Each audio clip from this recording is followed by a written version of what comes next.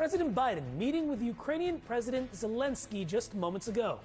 Biden just announced an additional $2.4 billion in military aid for Ukraine after hearing President Zelensky's plan for a victory on the battlefield. His next meeting with Vice President Kamala Harris. We're standing by for them to address reporters when they sit down together. As we wait, though, to discuss all of this, we have retired U.S. Army Lieutenant General and former commander of U.S. Armed Forces in Europe, Ben Hodges. Lieutenant General, thank you so much for joining me today. I want to get your take on this Department of Defense unveiling of a $2.4 billion security package for Ukraine. It includes expanded drones, and training for Ukrainian F-16 pilots. President Biden also authorized $5.5 billion in presidential drawdown authority. So looking at all of that together, what impact will the surge of assistance have on Ukraine's ability in this war? Well, thank you.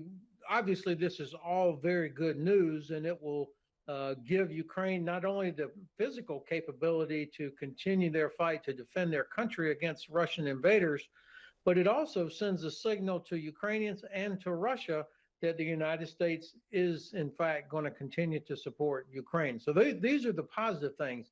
The frustrating thing, though, is that these are the kind of decisions that should have been made 2 years ago if the administration would make it very clear that we want Ukraine to actually win this war because it's in our strategic interest. This is not charity.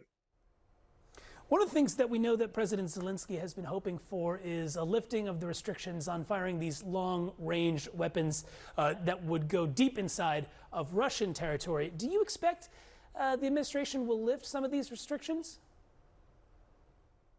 Well, they certainly should, because that would enable Ukraine to strike places from which the attacks are originating that are killing innocent Ukrainian civilians every single day. So this is about helping Ukraine defend itself.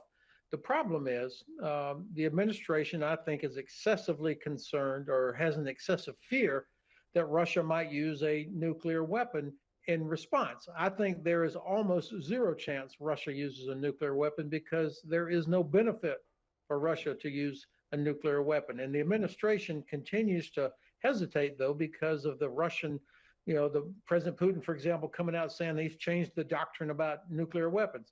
That is only the continuation of Kremlin efforts to cause us to continue to hesitate. It's working.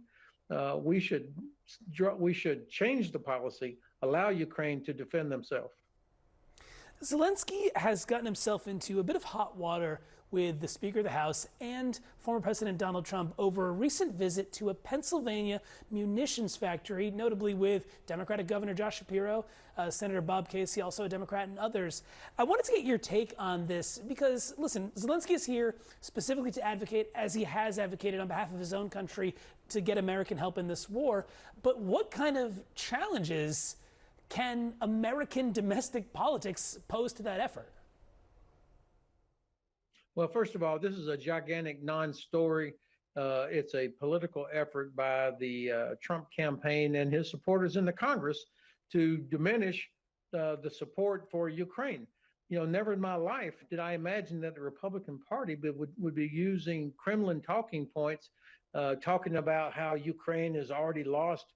Russia, after 10 and a half years, controls only about 18% of Ukraine, and they've lost over 500,000 soldiers. So the idea that somehow Ukraine is losing, that is a total fairy tale. But also this visit to the ammunition plant in Scranton, Pennsylvania is important for a couple of reasons. Number one, it reminds everybody that American factories and American workers are producing this ammunition. This is good for the United States. It also counters the statement by Senator Vance a few months ago that America doesn't have the industrial capacity to compete against Russia, which is absolute nonsense. And then finally, of course, President Zelensky was out in Utah a couple of months ago with a Republican governor. There were no calls for investigations after that. So I think this is already a nothing story, and we should focus on helping Ukraine defeat Russia because it's in our strategic interest.